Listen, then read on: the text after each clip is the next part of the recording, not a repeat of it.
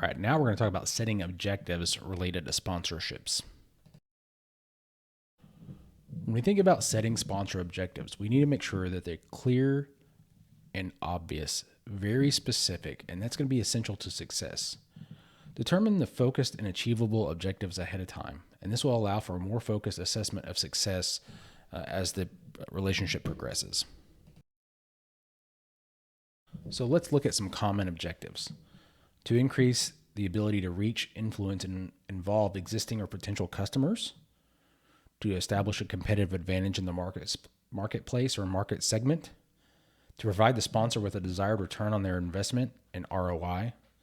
And with ROI, we can express it in terms of money or quantity and quality of broadcast coverage.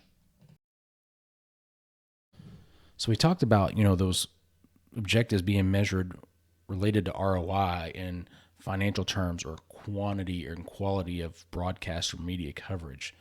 So sponsoring companies need to attach a pretty good importance to how we quantify that objective so that we can really do a good job of evaluating it related to the return on investment, the ROI.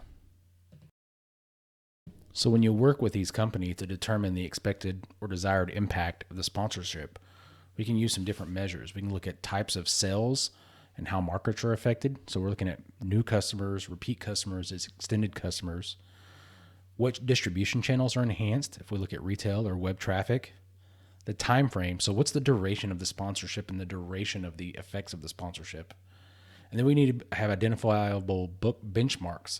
So this is how we know that we can compare events for success. So I thought it'd be neat to list out some objective outcomes.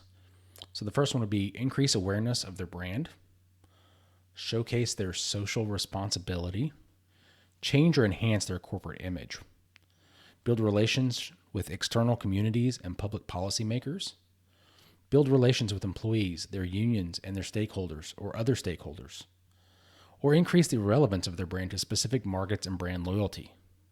So you can probably see how these can transfer from one sponsor to another, and you can kind of build from there. Okay, so let's look at a couple more sets here. We can stimulate retail and distribution channels. We can expand their customer database and generate new leads. We can find new or incremental business opportunities from our major clients. We can display products or services. We can build business with co-sponsors. So we're looking at networking kind of. We can stimulate sales forces, and we can increase sales to end customers.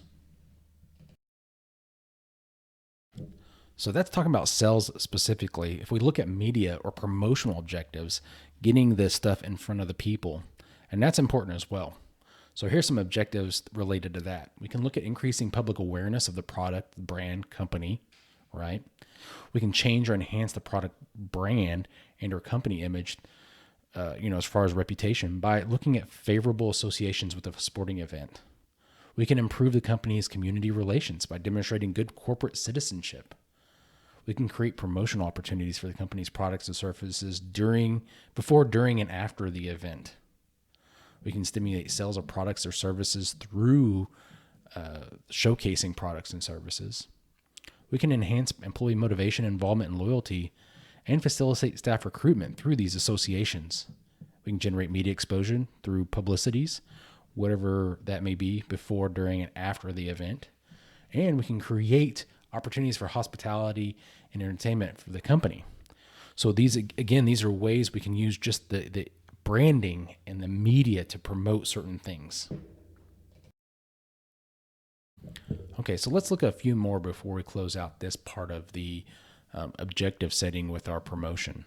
So let's look at a couple different objectives here.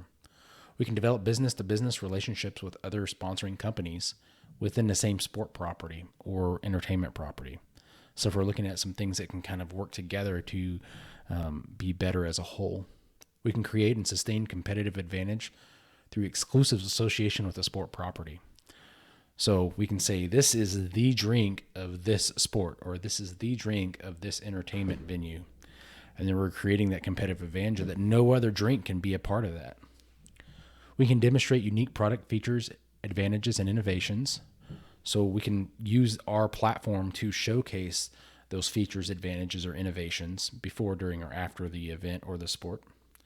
We can develop a database of prospective customers that leads to companies' increase in sales. So we have customers, we provide those customers contact information or provide access to those. And overall, we can help them build a new customer base. So maybe we can extend what they have or create a completely new customer base. That concludes setting objectives as it relates to sponsorships.